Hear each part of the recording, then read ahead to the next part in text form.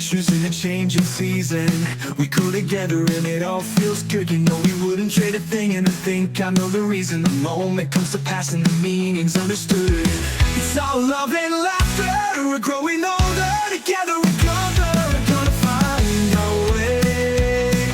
We're finding joy and magic in our lives as we get older. This is our life in the middle. Life in the middle. Life in the middle. Welcome back to Life in the Middle. I'm Travis. I'm Jenna. Today we're starting episode 6. This one's going to be called Carrying Each Other in the Middle. Just to give you a little reason why we wanted to do this is we've talked already about faith and parenting and even dating and marriage and middle ages, but we also wanted to talk about the hard times, about how sometimes you have to carry each other. So today we wanted to kind of bring up this topic of when things go wrong, what do you do in your marriage? So, and we've learned through life experiences. So we kind of just wanted to talk about what we've done. Not saying that it's the end all be all for ways to take care of each other, but it is definitely what we have learned from our experience. Yeah, learned through trial and error too, right? Yeah, so what does it really look like to carry each other when one of us can't? I mean, What's I over think you could describe it a couple different ways, but everybody has to be 100% in, right? So that doesn't mean you have to be 100% all the time, but you have to be in, right? So today I might be 20 and you got to carry the other 80. But I think we've learned through trial and error that communication is key. On days where it's dad and I'm not in physically or emotionally or whatever, I have to let you know that because sometimes it gets to the point where I get quiet. So that's a struggle for me. I mean, the whole reason, and I'll say this because this is the time of year that this is my sad time, I guess. I lost my best friend of 31 years, which will be 2 years ago on Tuesday. So just a couple of days from that. And it's this time of year is really hard because she was sick for a couple of weeks in the hospital. And those couple of weeks every year are reminders. And I get sad. And so when I get sad, I get quiet. And it's hard for you to know, is it depression? Is it sadness? Is it work? Is it stress? What is it? And if I'm not communicating with you on what it is, you worry, and For sure. it's really hard for you to figure out what to do in that. So we went through that a couple of years ago, and that was really really hard. I think probably one of the hardest times for us emotionally, I would say, because you don't everybody navigates grief differently. And so you having to watch me navigate grief was really hard on you, not knowing what to say, not knowing what to do, wishing you could fix it, but knowing you For sure. couldn't. So that's why we're doing this show, because I asked, like, hey, we might as well talk about it, right? Because that's the best way to communicate how you feel. Somebody might be going through the same thing, or lost someone and are dealing with grief, and a partner trying to figure out what to do with that. So Yeah, I mean, that was probably one of our hardest times was when this happened, and me as your spouse, I knew you hurt so bad, but not being able to help you in any way, shape, or form. Yes, I could be there for a shoulder to cry on for support, but to help take away that pain. Usually, when you come home from work and you had a bad day, I can help take that off of you, right? So, I can cook dinner, I can do the laundry, whatever the case may be. I can help lighten that load. yeah, This particular instance, that load was not it was not ever something- going to be lighter. and I have grieved over, I've had grandparents pass. I've lost some family members that I was close to. And, and you know, I have grieved over, I've had grandparents pass. I've lost some family members that I was close to. And, and you know, I have grieved over, I've had grandparents pass. I've lost some family members that I was close to. And, and you know, I have grieved over, I've had grandparents pass. I've lost some family members that I was close to. but unexpectedly, just that one, losing Lindsay was really, really hard on me.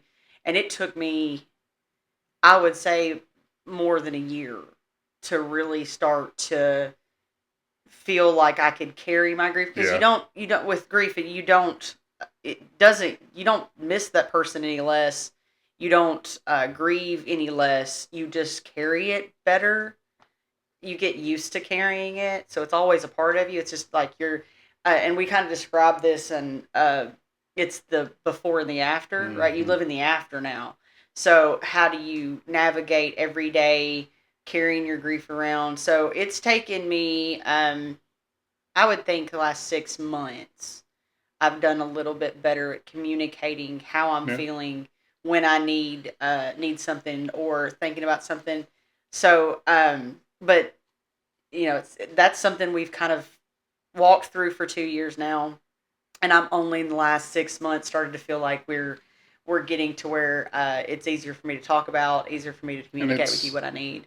it's definitely trial and error too, right? Like Yeah, we know that we have to deal with these things, and when something like this happens, or say a major job loss, or we have to transition our whole life because of something that's happened, it's okay. We're going to be able to work through it this way, and then we try that, and that doesn't necessarily help. yeah, And then so we go back to the drawing board and go, okay, well maybe we need to let each other know how we feel. Well, are we able to do that in a constructive manner? Well, if that doesn't work, yeah. then we go back to the drawing board. Which I'm It's, 1,000 with people watching is a lot of those drawing boards were, I mean, blow ups, yeah, emotional, just very, very sad, very upset, and yeah, then us having to stop and go, listen, okay, this is not working. The way we're communicating right now is not working. So we are not perfect. We do not have a perfect marriage. So this is, I mean, that's raw. for sure. That's how it is. So sometimes it's, it's an argument, Yeah, and then finally we're hearing each other, and sometimes that happens. for sure. Yeah, and I'm not great at expressing the way I feel through the words that come out of my mouth, and that that leads to probably a lot longer discussions about how I want to help, or I want to change, or maybe what I said wasn't exactly what I meant, and I'm here, but then that's we get through all of that, and hopefully on the end of it, we figure out a way that moving forward, Yeah. situations like these can be Well, better. like for you, that's yours, and for me, it's I don't like to talk about it, and so I don't want to put it on people, so I just hold it all in, Yeah, and then it's just quiet, and then you're as my spouse, you're sitting there wondering what you did wrong, yeah, because for it could be one thing, it could be another, and if I'm not communicating, that's where we got. So we got to this thing, and we do this every day where I come in from work, and we ask, where you at? I mean, like, legitimately ask, where are you? So yeah, physically, where are you? Emotionally, where are you? And then if I'm at a 5 emotionally, then I'm gonna have to verbalize why I'm at a yeah, 5. Like, so it's not I'm upset about something that he did or something like that. Like, I have to go, no, like, it's just a really rough day. I'm yeah, sad today, and this is why, or I'm frustrated today because of this happened. And so I have, and over time we have learned that works for us, for because sure. then at least he's not sitting on the couch while I'm being completely quiet for an hour and a half after walking into work and having no clue what he did wrong, why I'm upset, why I'm so quiet, what's going on in my head. Because you do that too many days in a row, and you get to the Yeah, point where you just feel like everything's falling apart, and you don't, it's not having anything to do with you, but for you sure. think you're not doing what you need to do. So And vice versa too. So um, I'm I'm also kind of the same way. When it's a problem that I'm dealing with, I don't talk about it because I feel like I should fix it. And I think that's probably the same mentality you have, but I'm learning more and more that when I have a problem, I need to lean on you because that's what you're there for, and that Yeah. um, I can't. I although I may be able to fix the problem in my own head and figure it out. Uh, Two heads are better than one. Our strength together is way better than agree with being that. just me. So I've I have journeyed throughout life figuring out that you're my partner. That's what God put us together for in these times when it's not working out the way we expected it to work out. That's time for us to get closer and deal with the problems head on together. Yeah. And that's just learning as we go. Um, I will say the trying to tell each other where we are each day has definitely been um, a great asset because we're away from each other from the time you go to work to the time you get home, and I'm not necessarily keen on everything you do during the day, and you don't see everything I do in the day. So And we live opposite lives in the middle of the Yeah. day. Whereas he is working from his home office and he's answering phone calls, Yeah. but he's by himself. You know, Right. besides the dog running around, him having to take care of him too. But you're by yourself. right, I am dealing with people all day long. right, So, you know, and that could be why I'm not doing well. Like Yeah. I've just overstimulated myself all day long. So that could be it. So, you know, and living those two different days, having two different jobs and and everything, that's part of it too. yeah. So I think you know, as far as the day to day goes, about picking each other up, like you said in the beginning, I think marriage is 100% deal, but it's 100% between both of us. Some days I can give 100 and you can give 100 too, but some days I can only give 20 and I'm gonna need you to pick up that 80% slack, Yeah. and vice versa. It's very tough. There's a misconception in the world that marriage is hard, and I don't think if you come in the right attitude, the marriage is hard at all. There are hard times, Yes. 100%. Uh, but marriage shouldn't be hard. You should be able to verbalize and talk to each other about what's going on in your life and what you feel without feeling subject to being looked at differently. I should be able to tell you this is the way I feel, and then you're like, okay, I understand that, and this is the way I feel. That's not to say that we're perfect or that we ever will be in our relationship, but it's always trial and error. We may come back a month from now and give y'all something different that may help. So, it's just things that we tried. So, I think it's all about giving the other person grace and understanding that they have a life that they're living as well, and the stuff that's in your head may not necessarily be what you think. So give the other person grace if you feel like they're mad at you. Maybe they're not. They're mad at somebody at work and they're just able to vent to you. Agreed. So do you have anything that you learned about giving grace in these moments? I mean, because we've been through our share of moments through our lives. I mean, and this is just when we get like, we've had some blow ups that we just weren't communicating well. I can, I'd get mad at you for doing something and, or not doing something or whatever. And sometimes I have to stop my ex. I'm short fuse, right? Like that's me. I'll tell you that about myself. I have to stop and go, this man loves me more than anybody else in the world. And he would never purposely hurt my feelings. And so, like, I have to, like, I know that sounds just, yeah, I should be able to do that. Yeah, of course, when you're angry and stuff, and there's no reasonable, like, reason in your mind. I mean, so I always, now, learning over 16 years of us being together and 11 years married, I have to remind myself this man is not trying to hurt me purposefully. His intentions were not that. Now, his actions might have hurt my feelings, but his intentions weren't. And that's, and sometimes I have to stop and go, hey, you hurt my feelings, and this is why, and I don't think you meant to, but this is what. And communication is the key, right? Of giving each other some grace, like communicating that bothered you.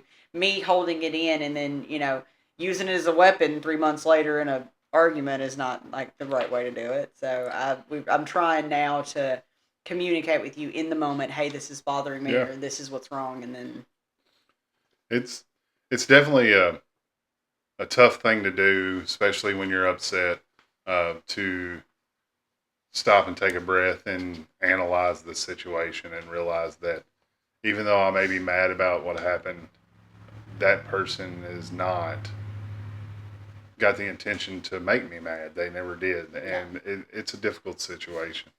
The thing I struggle with is wanting to fix problems, right? So you come to me with the problem, hey, I feel like I'm doing this chore all the time and nobody's helping with me. Well, my go to is, all right, then let's set this up and we'll do we'll do this, You are this, and definitely this. my fixer. And some my struggle is sometimes it's not about fixing problems; it's about listening, and that's just my I guess my male brain or my logic brain or whatever You're type A. is, hey, there's a problem, let's solve it. Yeah. Um, Which we really struggle with, because grief is not a fixable problem, right? yeah, especially So- in that situation. So that for was sure. making you feel so helpless Mhm.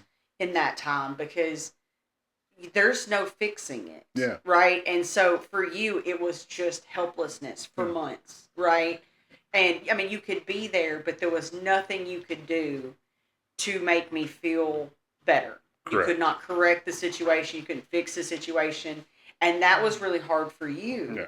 Yeah. On top of the fact that, your wife was, really upset, really depressed. Yeah, it was Yeah. it was very difficult. It was hard.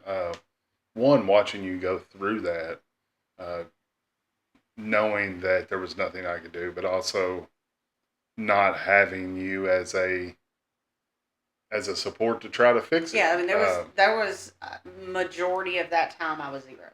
Yeah, and it was definitely tough, and I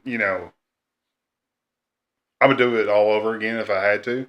I never want to, but I've tried to do my best, and there may have been times when that didn't feel like it, but I promise you I was.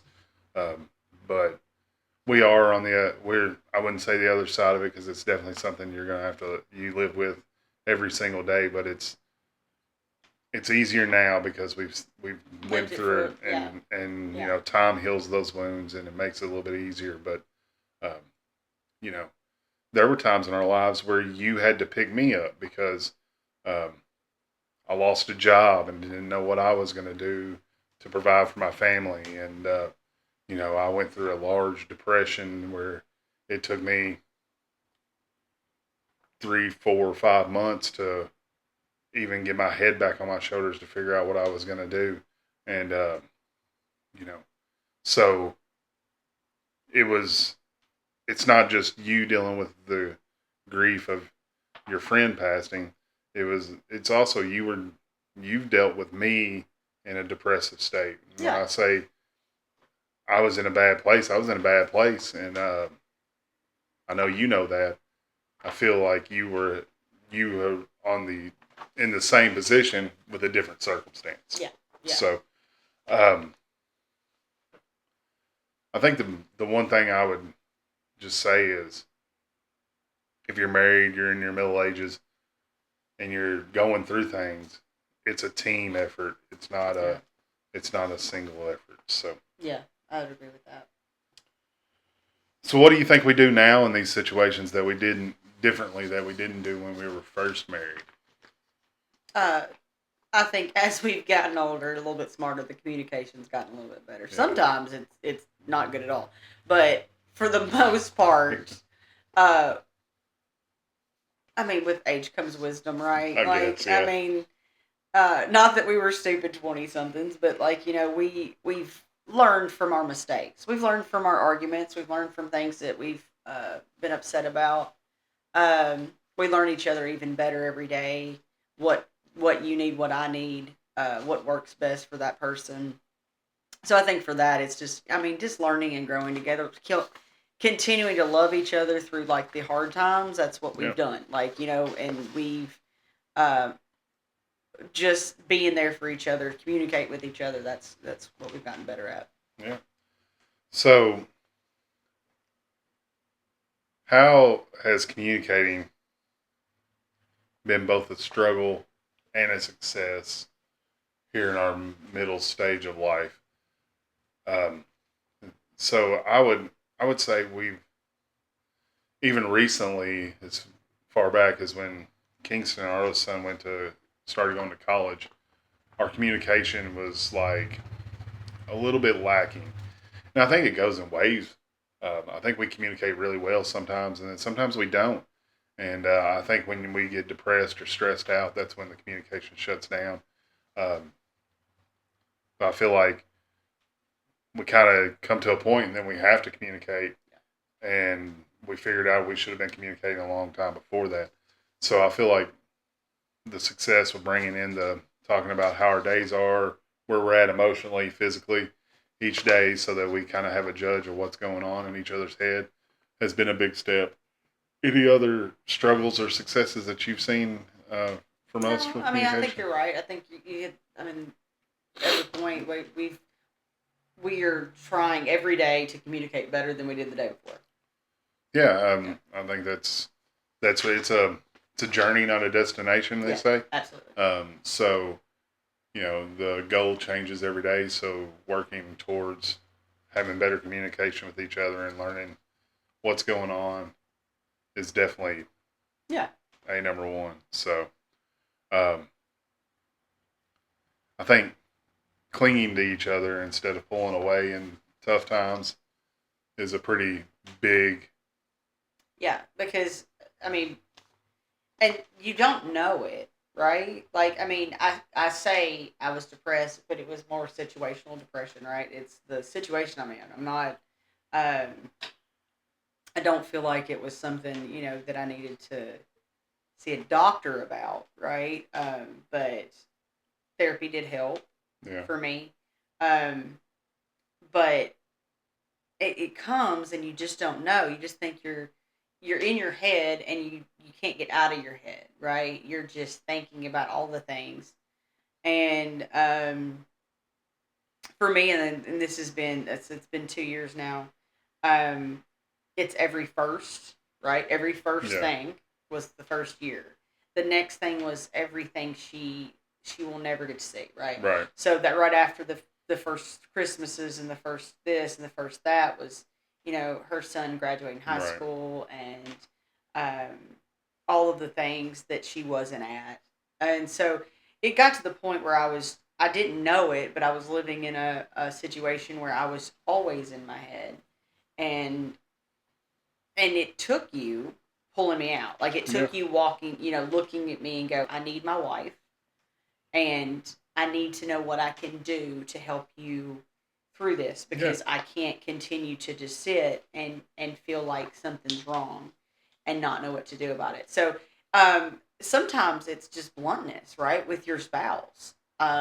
That's it, yeah, right? Like it took you looking at me and going, I need my wife, and I'm okay with your grief. I'm okay to hold you. You can be sad for as long as you want, but I still need my wife. for sure. And that was a kind of a wake up call. Sometimes that's what it takes, right? Like it was a you don't realize that you're going through the motions and you're not always 100%. So you being blunt with me was helpful. I mean, sometimes that's it. Like, and you did it in a very not mean, Yeah, not anything, very honest, raw way. Like, I love you and I miss you and I need to know what to do. So, um, and when you came at me like that, that was a kind of a wake up call. Like, hey, I need to really talk to you. I need to.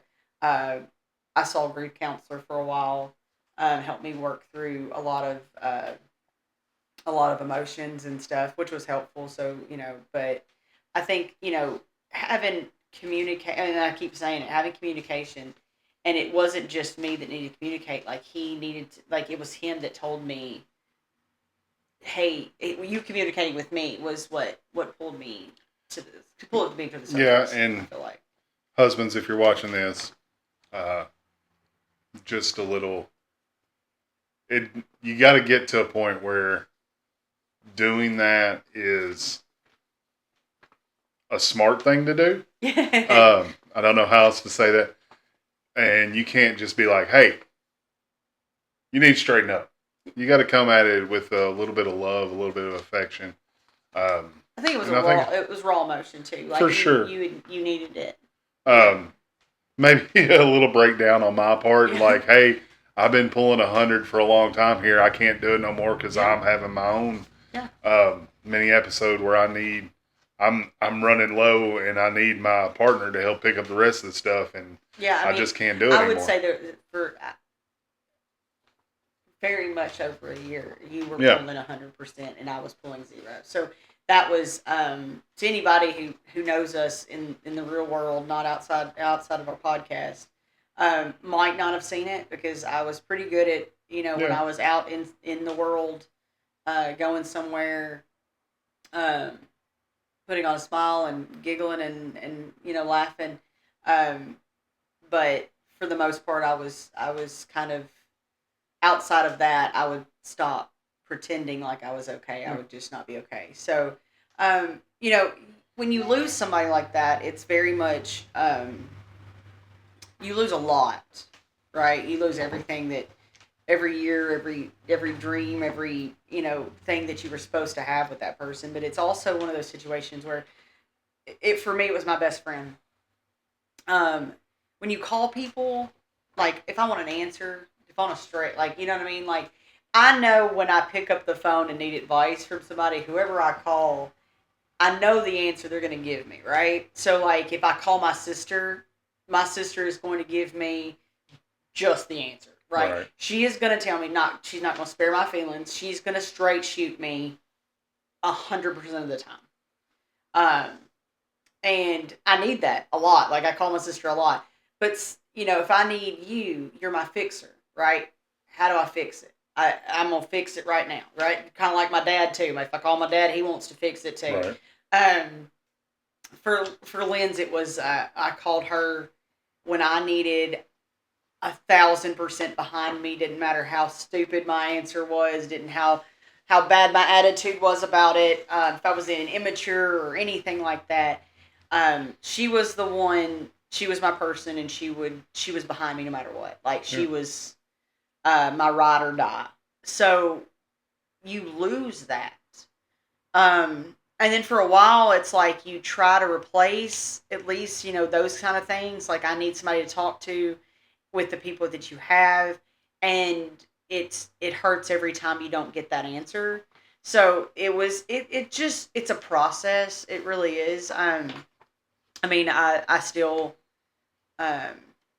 struggle with it, a lot, but I feel like I'm carrying it better now. And that's with your help from, making me verbalize what I needed. I mean, it really was. I mean, like, if I just need you to hold me and you understand, I just want your arms around me so I can feel, somewhat comforted, right? So, I feel like I'm a funny guy sometimes. Yeah. And so, for me, humor has always been the best medicine. And sometimes that'll bite you in the butt because you make a joke when you probably shouldn't. But I do try to make the emotions a little more lighthearted. Obviously, there's sometimes in marriage or in relationships where that's not the case. But I do try to do that. It has bitches sometimes, but for the most part, I know. Sometimes jokes just don't hit. Your sense of humor is always something that I found attractive, and I get your jokes on ways that most people don't. Because I giggle at what our boys are looking at us like we're dumb. Yeah, for sure. But for the most part, sometimes it'll bite you. But also, we lean on our faith as well. I know our last episode was about pretty in depth about faith, um, and we're not afraid to share that we're strong Christians and believe in Jesus. But in times of need, through grief, through depression that we've Yeah. all dealt with, we lean heavily on our faith and our belief in Jesus Christ as well. So that's something that we we use to our advantage too. So um, we talked last episode about finding a church community, and if you need help in times like these, those people are there to help as well. So make sure if you have a good church family that if you feel like your spouse is not y'all are both having rough times and you need somebody to talk to, that's a good place Yeah. to go to. Yeah. So um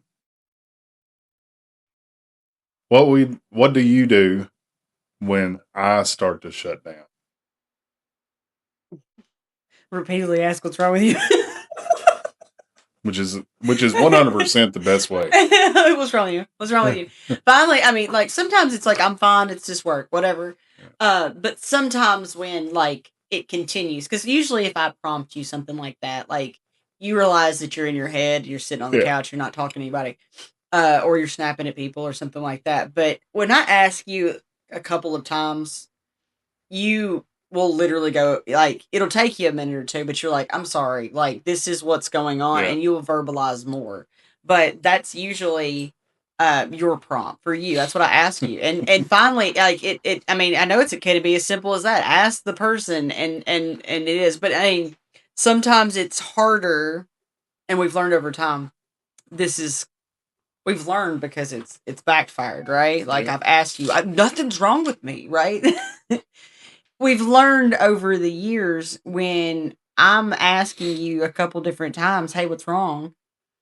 It's because you're in your head, it's because you're being quiet, you're not being yourself, and then it's kind of a prompt for each of us to go, "Okay, my spouse is telling me that I'm not acting Right. myself today. What's really going on with me? Is it, am I just so far in my head I don't realize that I'm not acting like Yeah, a myself?" little So self-reflection. it really it's not a I'm not trying to nag you into telling me what's going on. It's more of it's a kind of a prompt for us to kind of inwardly think like, hey, what's going on with me today? Yeah. Um when you start shutting down, I try to ask you a couple times, what's going on? Are you okay? Hey, you're not acting like you usually do. And then I try to give you some space, and usually you'll come to me and say, "Hey, this is what's going on." Yeah. Um, my thing is to go and say, "I noticed this. I need you to know I noticed this."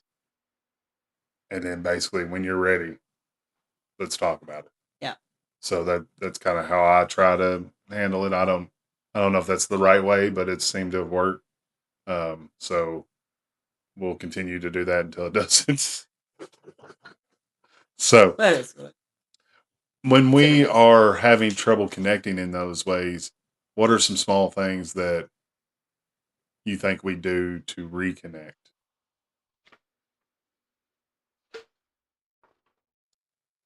I try to, while you're thinking, so usually if we have like a fight or we're not connecting, um, I try to get away, try to go, okay, let's just me and you get away from where we're at. Whether that's like, hey, let's go grab a bite to eat and just get away from the house so that we can clear our heads, do something like that. To try to get us to reconnect. I think it's all about overcoming the problem because we have to work through it, and then being together. We had an episode about date nights. It's all right. We've had this problem. It's been a long day. We were mad at each other, whatever. Let's go and do something that reminds us Yeah. that we are I think for together. me, it's you're a very for love languages physical touch, right? Time. That's one of your love languages. And so for me, um when I'm in that kind of situation, or when you're in that kind of situation, if you're being in your head, it's reaching over and grabbing your hand and just holding your Yeah. hand. Like for you, that is when I'm in one of those, if I go and reach out to your hand, at least you know, hey, it's not you, it's Yeah. me. And I've been purposefully trying to be that way. Like a bad day, a sad day, a day where I'm super frustrated. Even just sitting on the couch is quiet. Me being quiet and in my head. If I reach over and I'm holding your hand, I feel like you can feel, hey, it's not me. Yeah. She's okay. She's just in her head. She needs a few minutes. She needs, she's just a bad day, and we're still okay. Because I think for you, that's one of your biggest things is it starts to feel like something's wrong between us, and it's not just something's wrong with what's going on for me. So, how do we give space to each other because there's times when we need space while also trying to show support. Uh, I know especially when Lindsay passed, I knew you needed your own space, but I also needed to be supportive. So I tried to give you that space. I'm not, because I'm a fixer, space is hard for me to do. Because if you have a problem, I want to fix it. That's true. That's true. And that doesn't require you going off and doing and being away. That requires us figuring out the problem and fixing it. I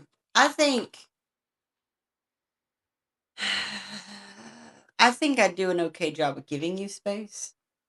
That makes sense. Like if you're aggravated, you walk off or something like that. Or you tell me you're 20 or 30%, like, hey, Yeah. rough day at work, I'm Yeah. good. But just, 20. And I'll go, okay, gotcha. Like, I'm still here, I'm still in the vicinity, but like I need you. Mine's more like with that, mine's more like emotional space, if that makes sense. Like I need time to be in my head. I think for me the issue is taking too much space. Yeah.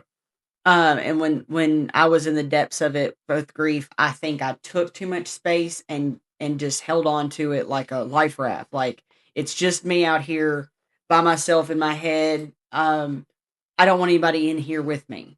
Right? I don't want to worry about anybody. I don't want them to worry about me.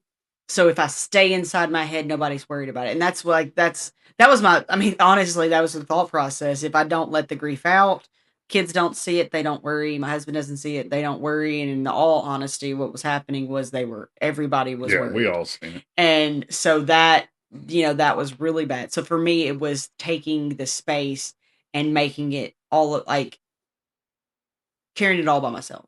Like that's where I struggled. Yeah. Well, let's turn this to a little more of a lighthearted conversation.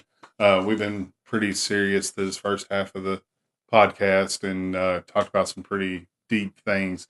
Let's move to our segment called This or That. That way we maybe laugh a little bit and we don't have to be so intense about what we're talking about. So, this or that. Talk it out or just stay quiet. What I would prefer to do. Yeah. I prefer to stay quiet because For sure. I'm a silent sufferer. But what's better, what's healthier for a relationship? Talking it out. That's 100% right. I think I feel like these this or that question be like, hey, wrong answer, because we've lived it, right? And then this is the right answer. All right. Well, how about this one? Would you prefer a hug or words of encouragement in times like that? I would prefer a hug. I'm a words of encouragement. So to me, let me just put this out here. My wife wants to hug me. I'm gonna let her hug me all day, every day. But words of encouragement, like we're gonna be okay. This is gonna work out. That's probably the best thing for me. I'm here to help. We're gonna make it through this. Just us. Yeah, I got you. Yeah, because I usually that's what I try to do. Like, hey, we got this. We're gonna be fine. It's gonna be okay. All right. Take charge or just go with the flow. I'm a take charge person. You're also a take charge. Yeah, person. and that might be the crutch of the problem. Whenever we have problems, is we both want to take charge of this deal, and we may not be on the same page of where we're going with that's it. True, so, that's true. To go in opposite directions, but we both in charge. All right. Yeah, that's just that's our personalities for sure. That So is. laughter or deep talk. Laughter. Laughter. Oh yeah. Yeah. But it's so hard to, like I said a while ago, uh, to get laughter going in a tough situation whenever someone's dealing with something as Usually big. there's a part of it though, right? Like in because when you talk about memories, it's always funny memories, right? In those situations. So Yeah. like in that situation, memories of Lindsay, everybody shares funny ones, right? Because they want that person who's Right. sad to be better. So that's always a good idea. I mean, laughter is a great medicine for that, All but the time. serious talks also help. I mean, really, because you've got to get to the root of the problem. Someone's talking about me and you, and we're having issues, or there's something that's bothering me, and then I'm holding in. I really do need that deep talk. Yeah. It's just harder to do, right, with us because we'd rather make each other feel better than to really. I would I would much rather try to make you laugh than have a deep conversation about whatever the problem may be. But there are times that you've got to have that deep conversation because if you're just cutting up and making jokes and trying to laugh it away, um, it's going to come back because if you don't have that deep conversation and figure out the root of the problem, It's gonna, you're you're going to just continue to repeating have yourself. it. Yeah, So, for sure. acts of service or quality time. Acts of service. That Yeah, is, I've always felt like, for me, that's how I show love for right. people. To serve them, like to actually do something for them. Acts of service is very important to me. That's my love language. Yeah, I'm Um, not thinking this particular instance in the what we're talking about. I think acts of service is the way to go too because when someone's feeling bad, that's you showing them that you care and yeah. you're trying to Well, help and all those things. I try to serve people as much as I can. We do that at church, and we do these things because we really want people to know how much that we love and appreciate them. But like, think about like the note that we just got from Miss Betty Roof in the women's prayer, Yeah. prayer group, and we got um a lady at church. Her name's Janet Carwell. She gave me a picture of me and Lindsay that she had gotten, and a note that talked about how she had a best friend her entire life, and that they're still best friends. And she goes and sees her, and just saying, "I don't know what I would do without her. I can't imagine what you're going through," Yeah. and that meant so much. So then, like, notes came, prayers were going up for me, and for her whole family. People were bringing food and all the things. So acts of service for me, like someone doing something for you is probably the ultimate gift for me. So Morning encourager or late night comforter. late night comforter. Yeah, I think I'm the same way. I, as we go through these podcasts, you'll find out I am a morning person, so I don't Yeah. need encouragement in the morning. I'm ready. If I I want to be could left alone. if I hit the bed at night and I've had a bad day and I'm ready to go to bed, I have this mentality that tomorrow's a different day. We'll be perfectly fine. But and when I wake up, I'm ready to go. Yeah. That's really how I am. For So me, it's I'm kind of the same way. I just don't want to get up. It takes me about 20 minutes. Like, I really do like 20 mornings. I minutes. like to. Okay, well, maybe more than that. All right, it takes me a while every morning to really like want to talk, and we laugh because Joe's the same way. When he was little, he would walk in with his blanket over his head, and you would say his name, "Good morning, son," and he would Ugh. he would growl at you, throw himself into the floor, just lay flat, and then if you talk to him, he'd growl at you. That's kind of me. So like, I'm not a like. I don't need any encouragement in the mornings. I just need some time to wake up, and then I'll be fine. So I'm definitely late nights for sure. Fix the problem or just listen. That's kind of funny. What do I do, or what do I want? What do you want? I want to listen. I Yeah. want somebody to listen. I don't need. So I'm 40 years old. Well, almost 40 years old, and I will. If I want you to fix it, I'm going to tell you, hey, how would you fix this? yeah, This is what I'm thinking.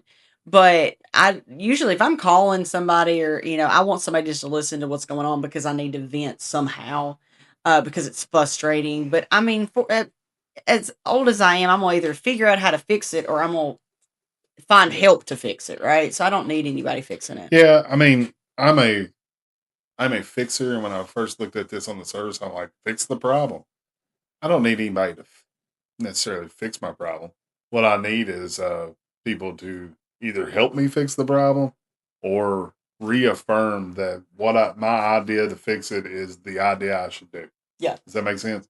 So I guess in a long about way, I just need somebody to listen to me at what I Yeah. want to do to fix the problem. Yeah. I think that's a cop out for that one, but a Yeah. little bit of both. So, all right, let's move to the back in my day segment, and this one's always fun. So, um, when it comes to times when we need to carry each other, what were your early marriage expectations versus what we found out now in our middle ages that uh, you really have to do? I think just early in our marriage, I felt like the expectation was if you have a problem, I need to take care of it. I'm the man of the house, and if you have a problem, it's me to take care of it. Now I know it's not. It's not now in this reality. It's we need to take care of it, not me. Yeah. I think people are gonna laugh at this. Um, my daddy, right? The video where the woman's like, "Well, my dad could do it," that kind of thing. So because of that mentality, my dad's always been my fixer when we got married. I always thought that was, that was you too. Honestly, uh as I've matured, as I've grown as a person and grown up, really stopped being so immature, I realized that, I'm the fixer for me by including my spouse, my other half in everything, the communicating to what I need and us working through it together is what it is now, right? But I did think you were the fixer. If something was wrong, I was going to call you and Travis would fix it, But that's immature, 20 something Jenna, Right. not almost 40-year-old Jenna. So, So, how do you think you handle stress differently now versus early on in our marriage? um, normal stress, not, catastrophic things. I need to vent. Usually if I vent, I can work out, how it is. But for me and most my family knows this. I kind of keep that out of the public, but like I'll blow up. In a 3.5 seconds. I will blow up. But here's the thing that I've learned since, I became an adult. You can't blow up on people. You have to actually act, professionally. So I just called Travis and rant for, 10 minutes. My sister and rant for 10 minutes. I'd call Lynn's and rant for 10 minutes and, you know, just mad. And then once I've blown up, I'm fine, right? I'm not going to say that to that person, right? I'm not actually going to write that in an Right. email or a text message or, that kind of thing. But I need to get it out of me because I need someone to know how upset I am. So it's usually, me calling Joanna, me or calling you and blowing up at people. That's kind of what I do it now. I don't, I don't let it out that often. So, this is a little bit different version of back in my day because we don't have a lot to talk about what used to happen when we were growing up because we weren't together. We didn't have that lean on. So, what is something you wish you could go back and tell our newlywed selves about disagreement, arguments, hard times together that that Mm. you'd like for newlywed Jenna and Travis to know from middle aged? I think I would tell Jenna to communicate better. Like I think that I would try to get her to understand what I've kind of learned in the last really 6 months. I mean, I this is if you'd have told me 6, 8 months ago, I probably wouldn't have been doing this. But the talking, it's okay not to be okay. Mm-hmm. Like that's kind of what I've learned in the last 6 months is it's okay not to be okay. It's not okay to not tell my spouse about it. Right. It's not okay to say, I'm fine and not be fine. Right. Because that's just making the problem worse. You're just gonna, it's, you don't have to carry it on your own, right? And I think, part of that problem was that, that I didn't feel like anybody could feel the way I did. And I didn't want my husband or kids to feel the way that I did. So for me, it was just trying not to make y'all sad or think that it made y'all worry or anything like that. But it made it worse. And I think I could have felt a little bit better um, a lot sooner had I communicated, hey, I'm not okay. Even though you can't do anything about it, I just need to say it out loud. I'm not okay. I'm sad and I'm lonely and I miss this person and that kind of thing. So I think I would tell Jenna to it's okay not to be okay, but you have to tell your spouse about it. Like you Yeah. have to tell he's your partner. He's the person that God gave to you to go through this world with. You need to tell him. Yeah, and along the same lines, I think I would probably go back to newlywed Travis and say, listen better to what she has to say. And it's not about what she says, it's what she's trying to tell you. And those are two different things. Yeah, that's And the struggle with husbands because the wives don't always go. We're not always straightforward. Yeah, Yeah. and that is something that everybody I'm sure has to deal with, but it's definitely something I would want younger Travis to know is like, hey, she's not saying everything, but if you listen to what she's saying, you would understand what she's saying. Yeah. So Yeah. listen better even at the words she's not saying. So Yeah. that's hard. That's It's hard. harder. That's pretty hard to do, but It it is. is, especially in the heat of the moment. Yeah. It's Yeah, really for hard sure. to do. So, For sure. all right, this is a fill in the blank. Okay. Okay. Back in my day, we thought marriage meant blank. Now we know it's actually blank.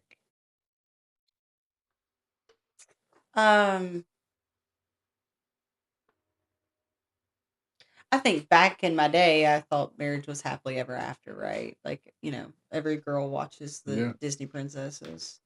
Um, but marriage is work, right? And not in a work where like you have to put effort into it, right? You can't just be going about not thinking about the other person, not communicating, not um,